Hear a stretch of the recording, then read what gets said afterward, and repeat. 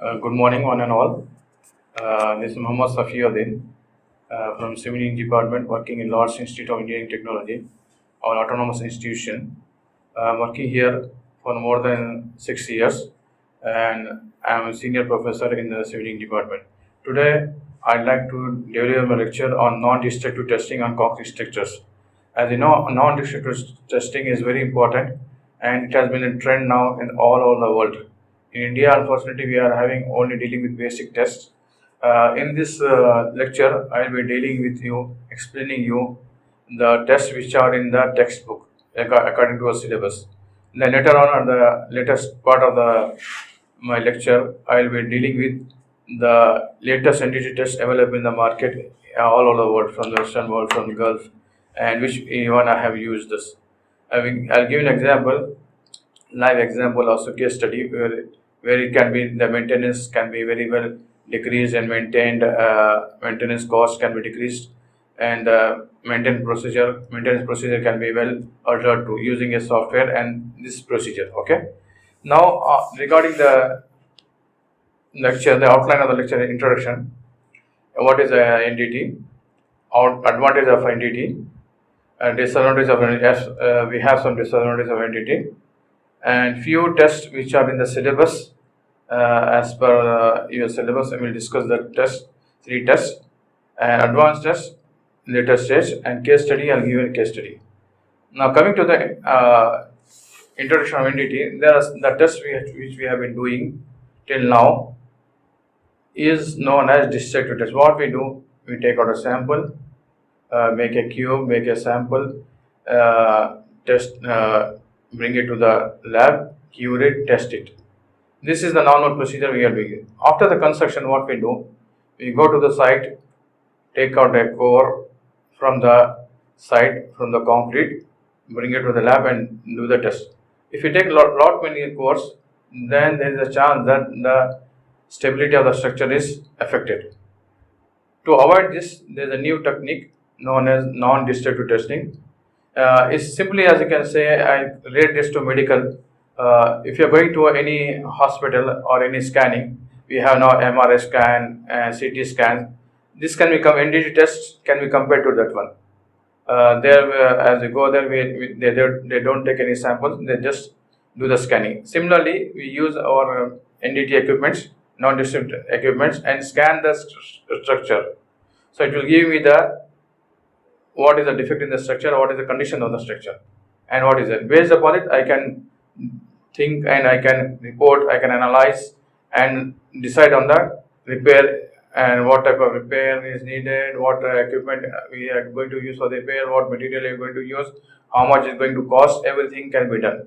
Okay, this is non-destructive testing and destructive testing, I say, but please make sure I'd like to point out here. Non-destructive testing requires a lot of expertise, and it is, even though it is highly time saving, but it requires a lot of expertise, and the equipments are very costly. Irrespective of that one, destructive testing has been taken care by along a conventional method. It takes a lot of time, and we have to send people to the site, get the equipment, get the cores, bring it back to the lab, testing it, traveling along, so everything it takes. And overall, if you say destructive testing is also costly, non-destructive testing is initially costly, but on a long run, it is cheaper. Non-destructive testing, as you can see in the slides, you can test at this location. No need to take out the portion from the location, bring it to the lab and testing. Okay, effective time saving and cost saving also. Okay, it is, we need not need a big number of people. Only a few people, trained people, can do it. And the advantage of NDT, you can see that one, I can see through the wall. For example, if in X-ray scan, MRI scan, CT scan, they can see through our body. Similarly, NDT testing can see through the wall. See through the wall. I can see what is inside the wall. What is the condition of the rebars, reinforcement bars. Similarly, what is the condition, in what severity stage it is. What is the condition of the concrete? I can see this one without any damage to the wall. I can see through. You can just see through the wall, see through the element, maybe concrete, beam, concrete pill, column, slab, everything. Okay, I can see. And after timely detection, it will help me in reduce the cost of maintenance and repair very much. The cost of maintenance and repair cost is decreased a lot if I detect the damage or the start of the damage in the on time. Okay, which will give me more accurate analysis. And all this system is known as structural health monitoring. As we go to a doctor, medical doctor, he'll give us the medical health scanning, everything, and he'll maintain a record. It says this is your health record. So the same way, I go to the site, do the scanning, everything, NDT equipments, everything. I said this is the structural health of your building. This is the health of your building. So this is known as structural health. Okay, this is also known as structural health. All the system known as structural health monitoring. Some disadvantages are there of NDT. If their environment is not conducive, for example, we have rain, we have wet surface, we have oil or grease, the surface is not clean, then I will get the results wrong. The results will be wrong. So I have to look at the surface, decide the condition, make sure that it is correct according to the equipment we are using. Not all equipment can be used on wet surface, not all equipment be used on oily surfaces. We have to make sure that the surface which you are using are very good and they are not affecting the results of the NDT equipment. Unfortunately, if you have untrained persons, this will also lead to bad results, misleading results. If the equipment, even the equipment is defective, it will give you the wrong results. Okay, and apart from this, if this is all okay, it will give you quite good results.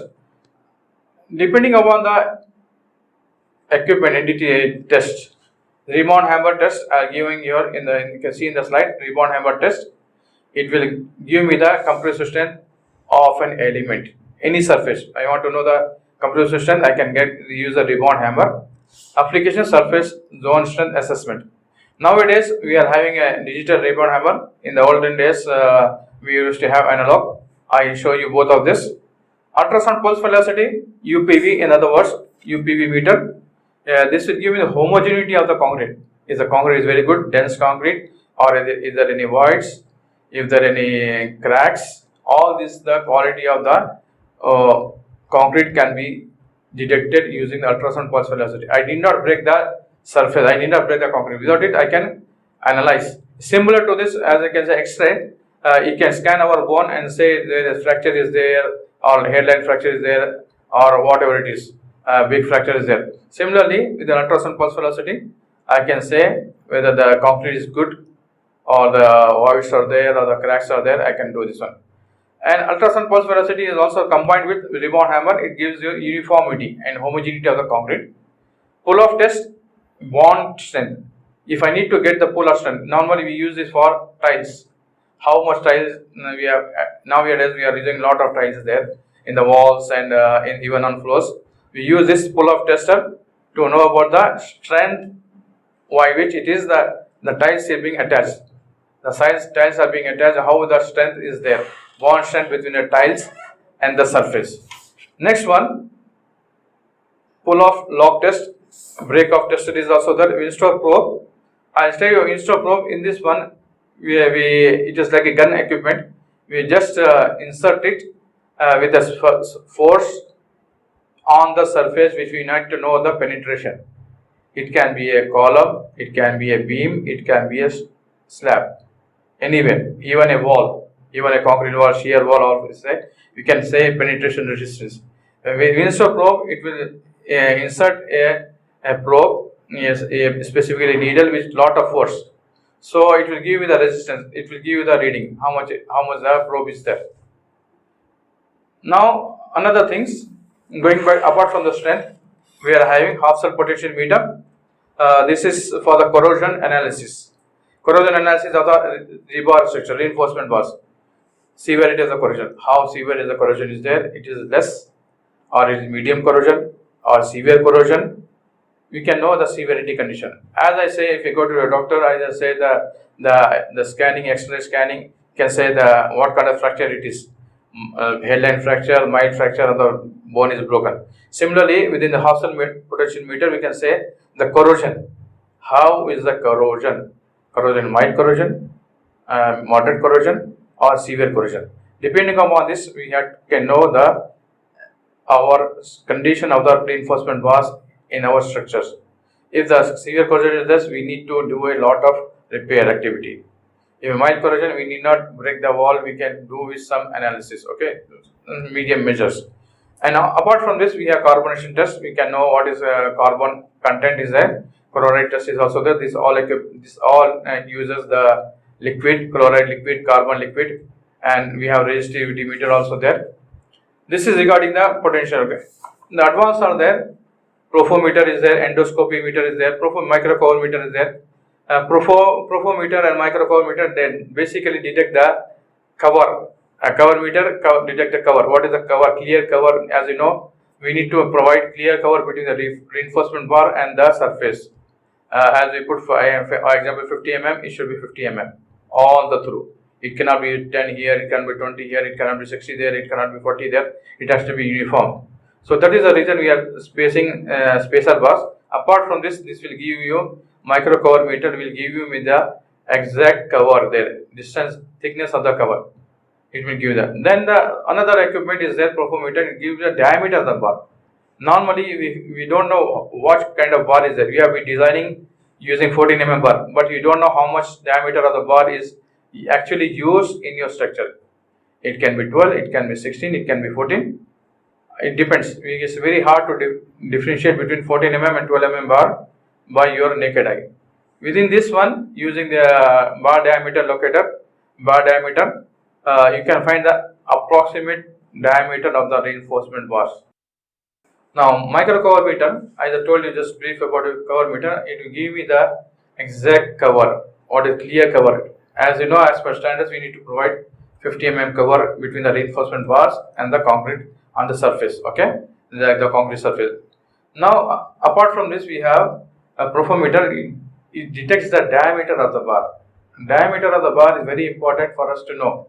If I design my structure using 14 mm bar, I should be assured that 14 mm bar has been used or not. I am not sure. If I am not sure, then now I go back and get the profometer, diameter of the bar locator. It will give me the measurement of the approximate diameter of the bar. It's very difficult to differentiate between 14 mm and 12 mm bar by naked eye. Only experienced people can do it. Using the diameter of the equipment to know the diameter of the bar, I can know the approximate diameter of the bar. It will not give me for 14 mm, it will not give me 12 mm, it will give me 13.8, 14 approximately, close to that one. So I can be assured that the diameter of the bar which is actually used by the contractor and during construction is the same as I have designed in my structure as given in the structural design. Okay, this is basic test which I have been doing. This one strength is there. In the strength test I discussed about the Rebound Hammer, ultrasound pulse velocity, and corrosion. I told you about the corrosion Hobson potential and diameter of the bar, cover meter I told. Apart from this, very important, very common problem with structures is the cracks. The cracks occur everywhere, and most of the surfaces it occur, and it is very difficult to control the cracks. We need to know the crack, what is severity of the crack, type of cracks. We know the person, the civil student know, the engineer know, there are different types of crack: structural crack, non-structural crack. Structural crack affect the stability of the building. Non-structural crack does not affect the stability of the building, but it will affect the aesthetic look of the building. So I don't want any of this. I don't want the cracks actually to be structural cracks. Before that one, I need to repair the cracks. If a cracks are there, I need to identify it. As simple as this. If I am having a fever for 1 or 2 days, I must take attention of the doctor. I should know what type of fever it is. It is normal fever, it is typhoid fever, it is malaria fever, so I go to a doctor. Similarly, if the cracks are there, I come out, check the cracks, what type of cracks are there. For this measurement of cracks, there are gauges are there, crack gauge meter is there, strain gauge meter is there. I can make the changes in the length. I can see what is the depth of the crack, width of the crack, and what is the length of the crack. Okay. Apart from this, we have radiographic, infrared, These are all advanced equipments, but normally we do for the digital side. Now coming to the details one, we will be discussing about Rebound Hammer. It is also known as Smith Hammer. Okay, according to Indian Standard Code 13311 Part 2, it is done according to standard. The principle of rebound hammer, I again say, this rebound is named because some mass is there, elastic mass. It hits the surface with some force, impulse just like impact, and it comes back, bounces back. It will give me the approximate compressive strength of the surface of the hardness. You can say the compressive strength is approximately equal to hardness. They are correlated. Okay, and depending upon this rebound index, I can get the approximate compressive strength. I'll discuss about here that conventional rebound hammer. Then we'll go to the in the later stage I'll say this digital rebound hammer is there, where we need not do all the calculations. It gives me directly the approximate compressive strength. Now look at this. This is the rebound hammer, conventional rebound hammer. This is the plunger. It goes and hits the surface, comes back, and here is the scale is there. We note the reading on the scale. This is the rebound scale, rebound hammer in the scale. And then I convert, see this one from the graph. Graph is attached to the rebound hammer. And please make sure, I want to pay attention to the point, is only at one point of time, at one place, the rebound hammer cannot be used. For example, I want to get a compressive strength of a column. Okay, according to standard, I need to go to the standard and check for the standard. For example, in 5 centimeter square area, I need to take at least minimum of 6 to 8 readings. Then take the average of 6 to 8 readings, 6 readings, and give the approximate strength. I cannot do at only one strength, 1 point. Maybe there is void behind it, maybe there is dense concrete behind it, maybe there is coarse aggregate behind it. So the result will vary. So to avoid this one, according to Indian standards, we have to take reading of minimum readings. Okay, the average of minimum readings. Now this look at this slide, where you can see the function, the parts of the rebound hammer. You can see the spring, you can see the concrete. First of all, I press the concrete, press the rebound hammer against the concrete and release it.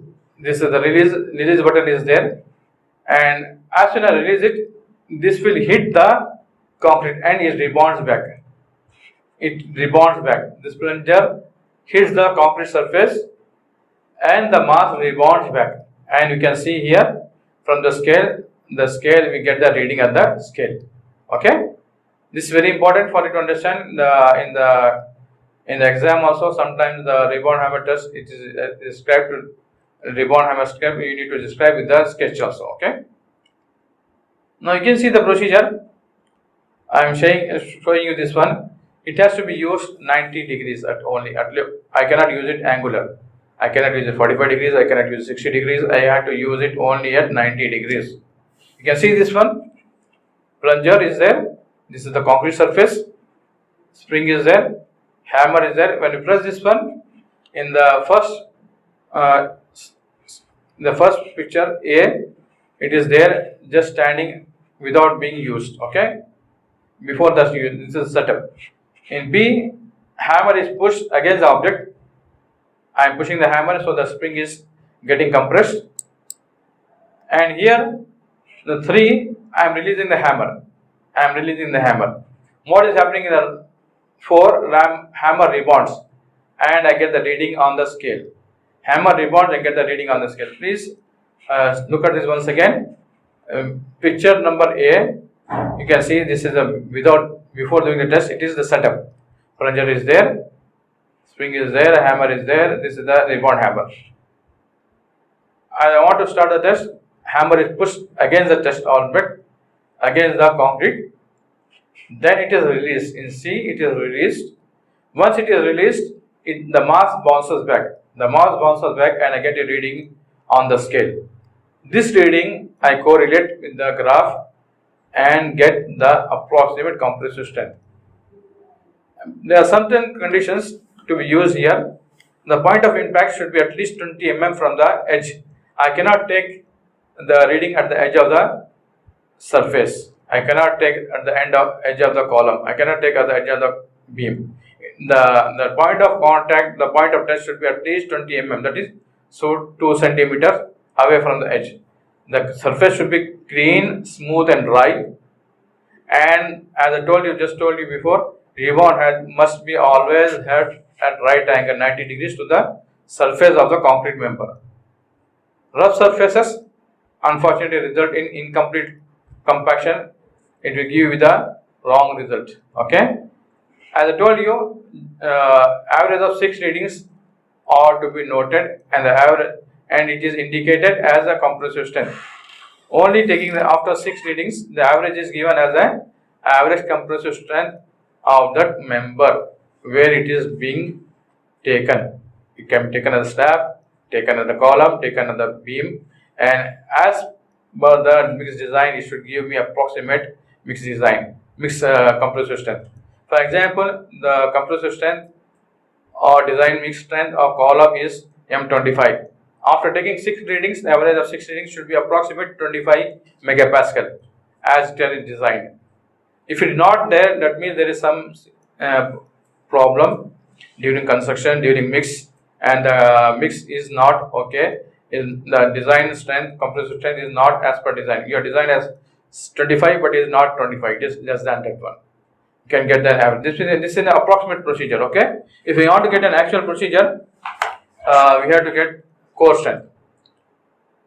Now there are certain aspects which will affect the rebound hammer strength. Type of cement. All this test is being given by OPC, ordinary Portland cement. If I take high alumina cement, if I do the test on high alumina cement, it will give me 100% more, double the strength of the OPC. If I get high carbonate concrete, it will give me 50% more. So all the tests which have been discussed here is the test on OPC.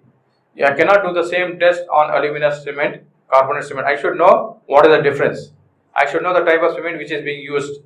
Then I'll correlate to OPC. Okay. Surface strength, I told you alumina will give you 100% more. Carbonation will give you, carbon cement will give you 50% more. But sulfate cement will give you 50% less. Sulfate cement will give me 50% lower strength than OPC. All this according to OPC. So I need to know what type of cement being used, do the test. Then only I will correlate with the OPC. What the test design you are done designing according to OPC, but unfortunately some other market the OPC was not available in the market. So what I did, I purchased high sulfate strength concrete and do the testing, do the casting. But when I do the test, it will give me 50% less strength than OPC. Unfortunately, if I use alumina, it will give me 100% more. So you have to make sure about the type of the cement which has been used in the concrete. Surface conditions. Wet surface will give me 20% lower strength. As I told you, wet surface will not give you good results. It should be dry and smooth. Type of aggregate. Crushed rock aggregate should be there. If I use lightweight aggregate, so it has to be calibrated. All the tests we have been doing on OPC, I explained you regarding ordinary Portland cement, crushed aggregate, and natural sand, river sand. If I change anything, it has to be recalibrated and it should be taken care of. If you give me the rebound number, taking average of 6 readings, if I get the number more than 40, that means it is very good. The hard surface is there. That is the concrete is good. Quality of concrete is very good. 30 to 40, good is there. 20 30 fair. Less than 20 is this poor concrete. So depending upon the rebound hammer number, I can say the quality of the concrete, and approximately we can get the compressive strength of the concrete also. This completes the regarding the rebound hammer. Now we'll go to ultrasound pulse velocity. Ultrasound pulse velocity is principle is based as you have seen in the rebound hammer. The principle is based on a rebound of a mass by elastic mass. Okay. In this one, ultrasound pulse velocity, the principle is that the velocity of ultrasound rays through any material depends upon the density modulus velocity of the material. It depends, the ultrasound pulse velocity, the principle is this, the how much time the ray ultrasound pulse goes and comes back. Okay, it is a receiver and the transmitter is there. Between the 2 points, receiver and transmitter, how much time it takes. If we have different component, equipment is there, different concrete is there, density is different, water loss density is different, water velocity is different, material density is different. So depending on the material, the rate and the time of the traveling changes. So we know the time of traveling in density of concrete. Density of concrete 24,000. We have this one. We know the density of the normal concrete. We do according to this one. We measure the distance between the 2 points, the transmitter and the receiver, and we measure the time taken for the ray to travel between one point to another point, from the receiver, from transmitter to the receiver. Okay, this method UPV, in other words, is also known as UPV, ultrasound pulse velocity. This checks the quality of the concrete. Isn't it defined and design criteria? Either cracks are there, voids are there, honeycombing is there, homogeneity of concrete is not good, whatever it is. So it will give me the quality of the concrete. Now this is the UPV equipment available in our lab. You can see the equipment. This is the equipment. It emits the ultrasound pulse velocity, and I have one receiver, I have one transmitter, and when I connect these 2 points to the receiver and the concrete, it emits and it passes through the transmitter, emits the rays, and it is received by the receiver. Okay, and this time is indicated mu, time to travel. You can see here, this is the concrete beam, and point should be noted that it should be in a straight line. It must be in a line. The transmitter and the receiver must be aligned in a straight line. Then only it will give me the correct result. The different ways I'll show you later on, but this is the normal procedure. As you can see in the slide, the UPV test being performed on a concrete beam. Okay, in the lab. Ultrasound pulse velocity is similar to sound waves. It gets reflected and focused. Okay, as the geometric features are there, if there are voids are there, cracks are there, it changes the length, change the direction of the travel of the rays, and that means it changes the time to travel. Now this one transducer arrangement, you can see the first picture traveling a UPV rays. If there is from transmitter to receiver, the first point, there straight travel is there. No obstruction is there. It travels very fast. I know the time. This is good. If I have the void is there. If I have the void, then the rays get diffracted, and it will take a little more time. This is the transmitter. Is this? This is the receiver. This is the void. Okay, or honeycombing, whatever you can say, the void or honeycombing. If I have the crack, so minor crack is there, it goes on the top of the crack, then it deviates and gives to the receiver. The length is more, the time is more. And if the big crack is there, the ray cannot penetrate through the crack, it rebounds to the transmitter. So you can see this one, this figure, the top figure to the left, it can show you how the rays travel depending on the condition of the concrete. This is the arrangement of the transducer and the receiver. Direct transmission, if you normally use it, this transmitter is there, receiver is there. It goes like this. Semi-direct, in many cases we cannot do this one. For example, I have the column and the beam, I cannot go beyond the wall. I cannot go beyond the wall. I cannot do that one. In that case, I can use this one semi-direct. For example, in the slab, I have to go only on the surface transmission, especially on the slab or in the beam, one-sided beam. One face of the beam is visible in the room, other face is visible in another room. I cannot go there. So in these cases, I can use that one as a surface transmission. But normally, the best suggested is the direct transmission. But these are also the possibilities: semi-direct, indirect is also transmission there, surface transmission. Okay, we can know the length. Before I start, I should know the length of the element between the transmitter and the receiver. What is the length? And I should calculate the time. Time is calculated. The pulse velocity is given by the formula if you see here, V is velocity is length over time, pulse velocity path length, transmission time, it is given on the equipment, UPV equipment, you can get the time, okay, microsecond, mu seconds, okay. Related to modulus velocity, V is also related to modulus velocity. You can see the formula, modulus velocity and density of concrete, okay. These are the formulas which you use, ultrasound pulse velocity, and depending upon the frequency which we are using, the minimum distance has to be maintained between transmitter and the receiver. The path length is more than 550 centimeters. I should have the frequency 150. Minimum dimension of the member 25. Above 1500, you can see the table here.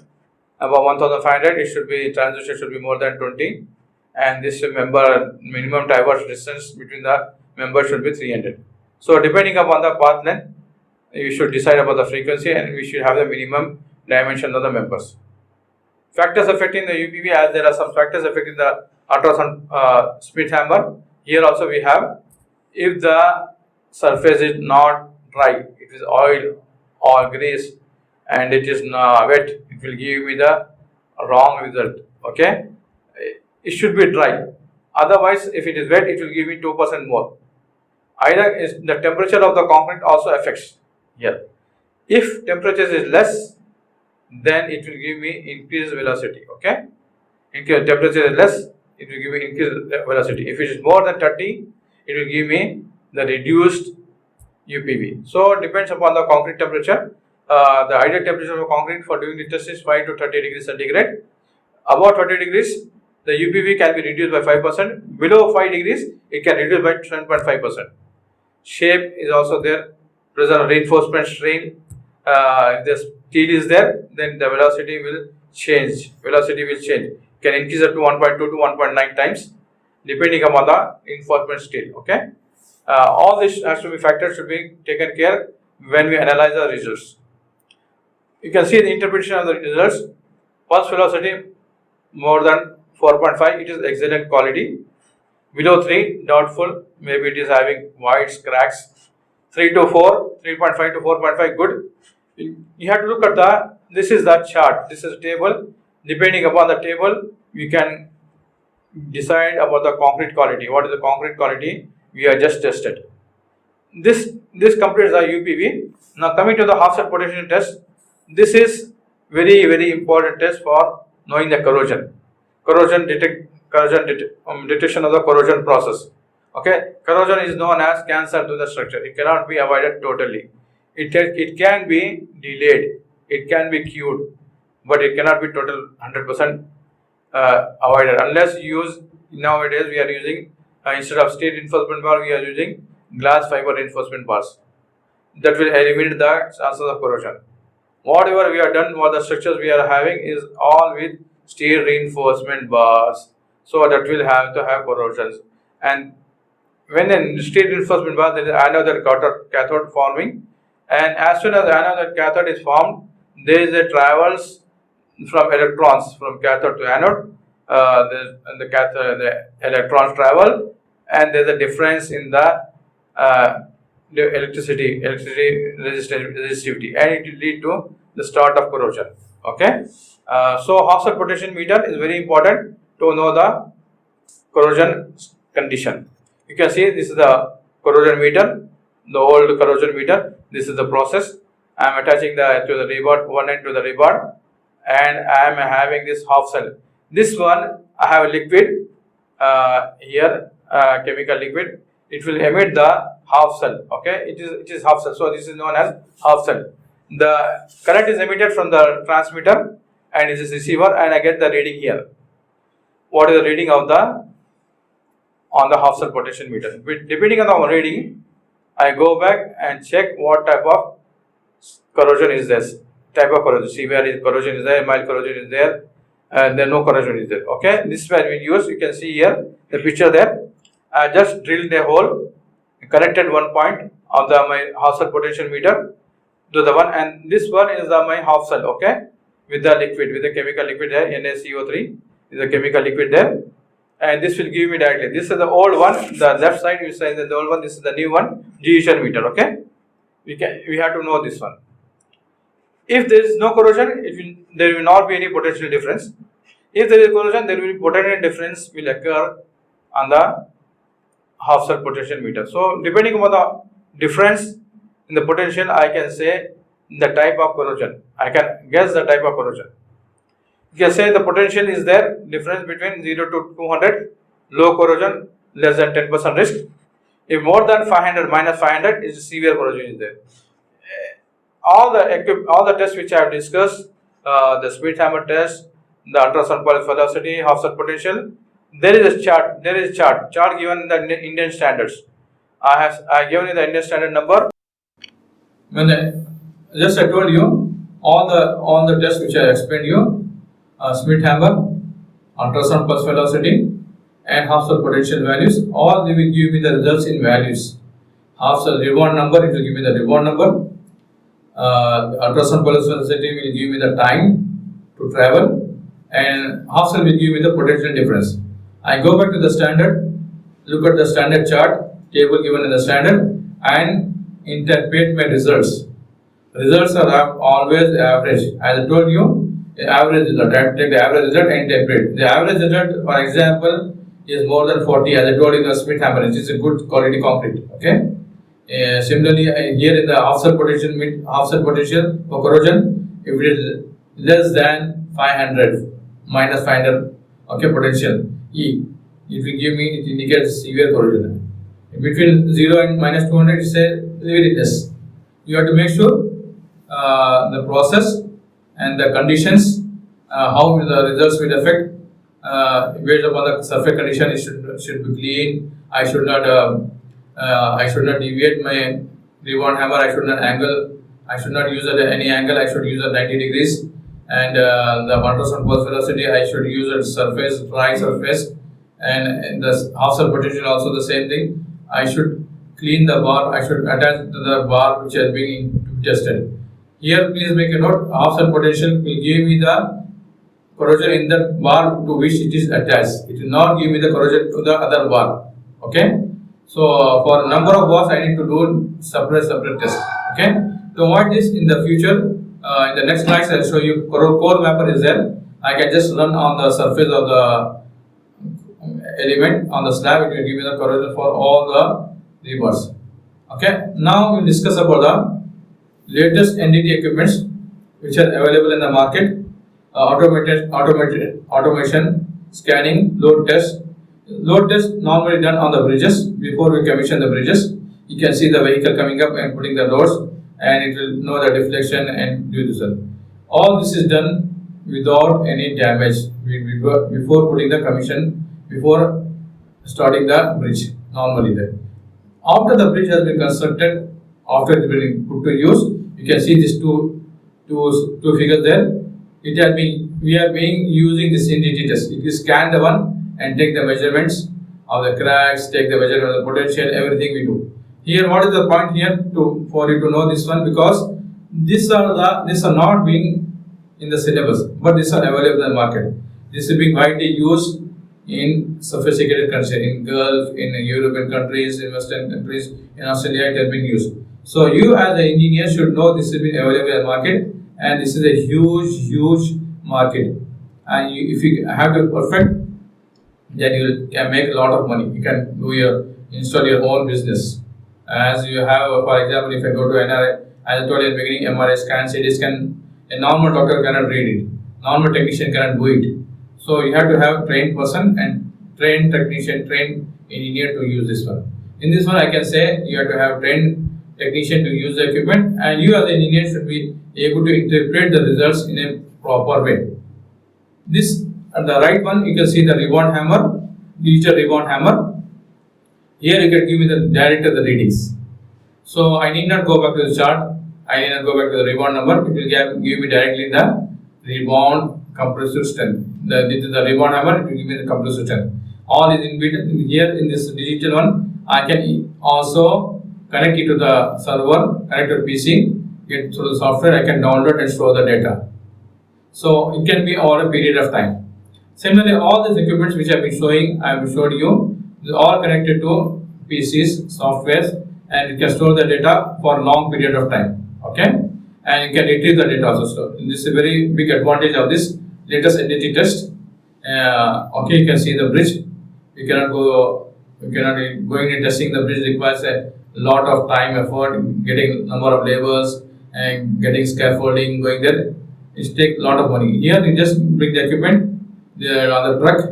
You can see and you can analyze this.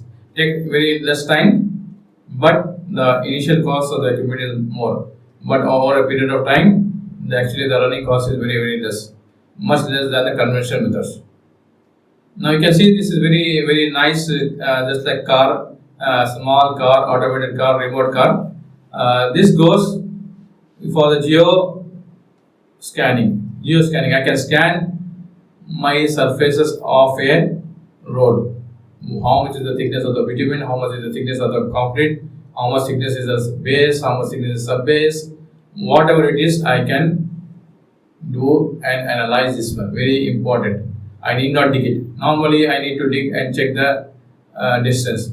Here, I need not, without doing this one, I just run this small car, remote car, you can say, as the children play. It will give me the geothermal, it will give geo scanning of the layers. How much thick is the layer of the bitumen? How much thick is the layer of the concrete? How much thick is the layer of the base, sub base? Everything is there. The next to the right is the rebar locator. I am locating the rebar, and apart from it, it will also give me this equipment, especially give me both rebar diameter and also the cover distance also there. Okay, this one is a corrosion mapper. I just told you core map. You can say the transmitter is there, receiver is there, and you can give me the, if I run this equipment on the whole structure for the whole slab, for example, within an hour or two, it will give me the whole result of the on each and every bar. As I told you, Hauser potential just before the conventional way, giving is only one single bar to which it is tested. But here, it will give me for the whole slab, whole column, whole beam. Number of bar, for example, I am having reinforcement number 10. It will give me the reinforcement corrosion status for all the 10 bars. Reinforcement slab is big slab is there. I have number of bars are there. It will give me the whole number of bars. The area on which I use this equipment will give me the similarly for corrosion. Okay, what corrosion it is there. Condition of the corrosion, severe, mild, whatever it is there. So these are the equipments which have been there. Discuss this one available in the market. Okay, this I told you. Please look at it once again. Available in market. This is also available in market. This is available in market. Actually, brief one. This is the there. I discuss about the case study now. Given all the equipments which I discussed, the basics of the NDT test, what are advantages, disadvantages, what is the NDT test, what is destructive test. NDT is non-destructive testing. Destructive test, NDT test, non-destructive testing. Advantages, disadvantages I discussed, and we discussed about Rebound Hammer, ultrasound pulse velocity, absolute potential, which is there in the syllabus. Then I showed you some latest NDT tests available in the market, available in the world, in the Gulf, in the Western world country, Europe, and America, and Australia also there. And I told you this is very important for you to understand the implication. Then in this study, in the case study, I'll say how it is being implemented, how it can be implemented to your benefit. So this one you can look at this inspection based management software is there. Scan print, there is a software known as scan print. Why do we do this NDT testing? To decrease the repair cost, to monitor this structure. It comes under structural health monitoring. Please make a note. SHM, structural health monitoring. So all this is there, software is there, the equipment is there. The NDT equipments incorporated with the scan print software will give you a very good health monitoring record of the structure. Okay, as you go to a good doctor, as I told you beginning only relating to the medical, as you go to the good doctor, you give you test, you have a record is maintained. The record nowadays has to be maintained in digital format. Nowadays nobody is maintaining handwritten records. Digital format record, the benefit is that we can retrieve it as many times you need, and how many years, even after 10 years, after 20 years, I can retrieve the data. So this is the benefit of the digital data. Okay. Now this is the ScanPrint software is there. This is very important for us to know. What does it says? It does manage, inspect, maintain, and give a repair strategy. It will give me compressor inventory. We have AutoCAD interface. I can put the AutoCAD drawings. I can take it in a laptop. I can take it in my tab. I can take it in even specially designed inspection tablets. Go to the having the self-installed software. Go to the site, do the drawings, take the pictures and take the readings. Then immediately input the readings. No need for any hand paper work. Okay. Condition rating is there. After we do all this one, we can do the analysis there. The reporting is there, and it will help. The reporting will help me in decision making. The decision makers will take the help of all these activities. You can see at the right side how it is incorporated. All the drawings are incorporated. The basic purpose of this is to decrease the repair cost and decrease the maintenance cost. Timely detection is very good. As you know, cancer detected timely, you can cure it. If you detect at later stage, you cannot. It's very difficult for you to cure it. Similarly, the damage to the structure, if detected early stages, it can be very well cured with less amount of money. It can be repaired. Otherwise, we have to have put lot of money there. Okay. Now, inspection data, you can see I am incorporating within the software. There is a possibility that I incorporate the data through AutoCAD. AutoCAD drawing is incorporated there. Okay, I can incorporate. Now, how I do this one? Before I start the inspection of the structure, I see what is the description of the structure type. What is type of the building is there? Is also a building. What type of building? Steel structure building is there? What type of building is there? Number of floors. What is the height of the building? What is the neighbors? What is the type of residential building, commercial building, school, education building? All this information I need to get. Then general information, description of the structure, general information, who owns the building, what is the house number, locality, all this general information. But our main thing is start from here, description of the structures. General information, this belongs to X and Y, where it is located, this house number, this is street number, this is address, similar to this one. Description of structure, from here our work starts for the civil engineers. For the type of the structure is there, RCC structure is there, how many years it can be built, a number of floors, what is the purpose, what is the height of the building, everything we have to do there. Then we go to the survey. Survey, this is very important for you to look, please look at it. If the drawing exists or not. If the drawing exists, complete survey is there, complete set of drawings, then I put in the AutoCAD, then I start the inspection. If the drawing is there, I put in the AutoCAD, take the as-built drawing, check the as-built drawing, then start the inspection. If the drawing is not there to the left, then I make a survey, then prepare the drawing, in say if there is some modification or not. If there are no modification, I make a drawing and then start the inspection. If there are modifications, then I make the corrections, then I get as-built drawings, then save it, then ready. So I see here, before I start the inspection, my drawing should be ready. Either it is ready there, I just incorporate it in AutoCAD and start it. Not ready, then I want to make a survey for the drawings, make a drawings, see the modifications are there or not, then I make a drawing and then incorporate them. So the drawing is a must to start the inspection. ScanPrint inspection, description of the each structural element. What is the description? Is it a column? Is it a beam? It is a slab? What type of column which is there? And where it is located, which room it is located, which floor it is located, every detail this should be there. And the dimension of the columns, dimension of the beam, dimension of the slab, whatever it is. What I say as an element, structural element. Okay? Locating the damage, I locate the damage on the AutoCAD drawing. I do the testing and scanning, non-structural drawings, and compare with the existing drawing. Okay? Then I pass the results to the consultant office for the decision to be taken. This software and all this procedure is it only help in decision making. The decision making, we as a civil engineer are the one who are going to take the decision upon the repair material and repair procedure and repair techniques. This will give me only suggestion. As you say, for any scanning, MRI scan, SCAN scan, X-ray scan, CT scan, say there is a damage. It will say there is a damage. This is a big damage. There is a big damage there, severe damage there. So depending upon the damage, depending upon this one, the doctor is going to suggest the medicines, suggest the remedial measure.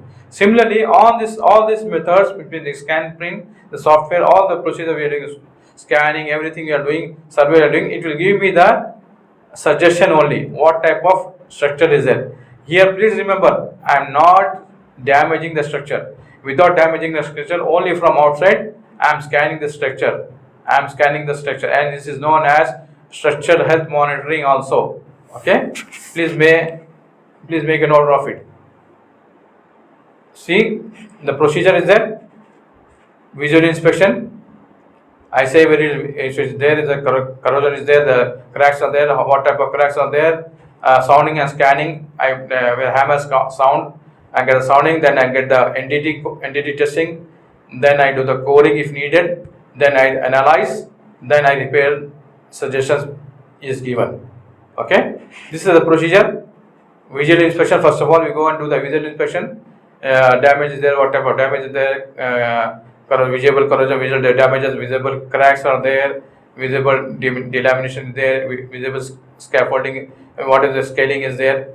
Then if needed I do the sounding with the hammer sounding, then I do the NDT testing, then I do the coring if needed, then I get the analysis, then I get the repair solution. Visual inspection should be establish the presence of cracks, delamination, spalling or other concrete deterioration, distress in various structural element, leakage joints, evidence of any corrosion, fatigue analysis, deformation of there is any, for example, if there is any sagging, I should deflection is there, sagging is there, I can also see this one. Okay, erosion, protective coating, everything I can have. I should take a note of all this in the visual inspection. Now AutoCAD drawing, within the AutoCAD drawing I can make a note. For example, this is the AutoCAD drawing. At this point of roof I can take a picture and I can incorporate and can say this. At this point of roof, this picture is there and there is a crack here, the damage in the flooring. This is the best advantage of this software being used. Okay, I can incorporate the AutoCAD drawing. So this is the roof plan. Okay, this is water is being logged here. I can take a picture. Okay, this is ponding, the water is logging here. I can take a picture and upload it here. This is the place where the water is being logged. Logging water stagnant there. This point of place, there is a crack there. All this whatever I can do, I can also identify on the map, AutoCAD map, which I have incorporated in my program, in my software. You can see this is the incorporated there within the software. You can say the software is there, I am incorporating and putting the pictures. Here the benefit is that I put the pictures and the location. They're very important for you to understand. I did not go and search where is what. If I want to deal about only cracks, I go and see where are the cracks. If I want to know about survey about only deal with the waterproofing, I see where it is the sloping, where the water logging is there. I go and click and get that area. I did not go to this area. I go directly to that area where the problem is there. Now what you can see, the scanning is there. I put a scanning equipment, entity scanning equipment, and it scans the whole structure. These are the rebars condition as it should be. This is after the scanning. After the scanning, using this NDT equipment, and you can see this can be incorporated in the software. So this is the best good advantage of NDT scanning. I do the scanning and get a color coded graph, color coded image, then I incorporate in the chart. This is another benefit. As I told you, I put the pictures, take the pictures on the side, real pictures, and incorporate in the software. Photo bed integrate. I integrate the photos in the software. What type of crack is there, length of the crack, what is the condition of the crack, is it big, small crack, big crack, structural crack, length of the crack, width of the crack, color of the crack, effluence is there, some algae is there, bacteria is there, everything whatever I want to do, I can incorporate it here along with the picture. I can locate these photos. I can locate the exact pinpoint the location of the drawing damage, where it is there, what type of damage is there. I can describe the damages, okay, and including the date and the time where it has been taken, the picture is taken, what type of drawing is there, what type of damage is there. Everything I can incorporate in the drawing. This is can be very beneficial for the analysis for the repair structure, okay. Analysis is incorporated within the software. What I do after I do the visual analysis, visual data, visual survey, I take the NDT test. A lot of data is there. Then I sort the data, browse the data. It can be done. For example, I need the only for the cracks data. So I say only cracks. It will give me the cracks. Room number 1, ground floor, first floor. Room number 3, in the first floor. Room number 5, in the third floor. It will give me the data for the only for the cracks. So I can get the company and ask them to repair only for cracks. If I'm looking for water logging, I can get only data for regarding water logging. At what point of the roof it is there, and what type of data is there, what type of pictures is there. I can sort this is the best analysis, best software, best application there. You can sort the data and do according to the specialization, okay.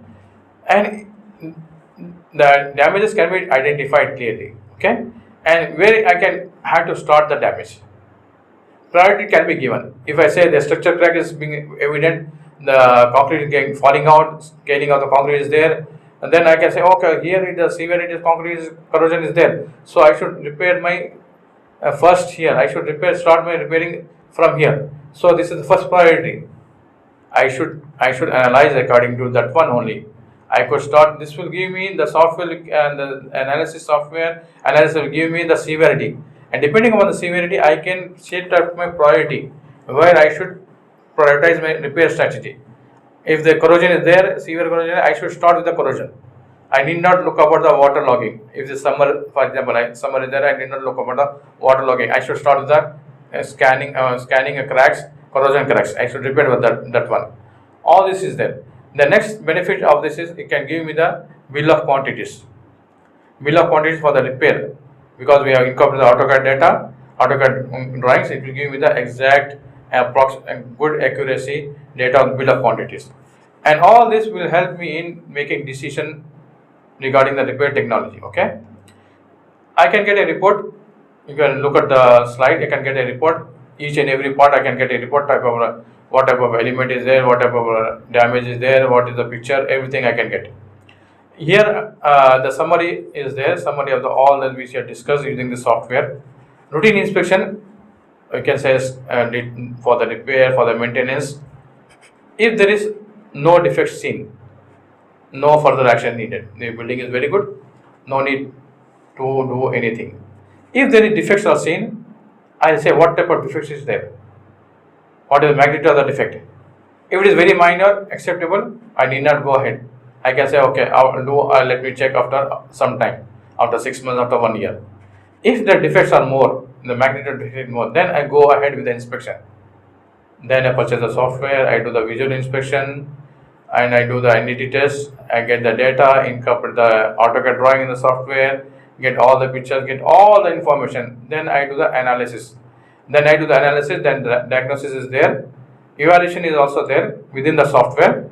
Then based upon the evaluation, I can say the solution taken by the engineer. Civil engineer has to take the solution and the immediate actions.